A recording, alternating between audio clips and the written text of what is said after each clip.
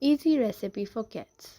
Welcome to our kitchen. Today we are going to make a delicious and healthy snack called a yogurt parfait. First of all, let's gather our ingredients. We need yogurt, granola, any fruit, and a spoon. We are using strawberries here.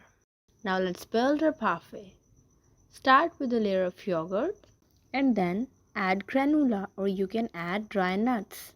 Finally, add strawberries or any other fruit to enhance the taste. Repeat the layers until your cup is full.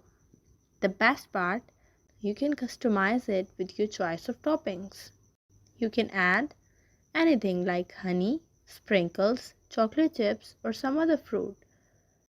Now let's enjoy the parfait party. Thanks for joining us in the kitchen today.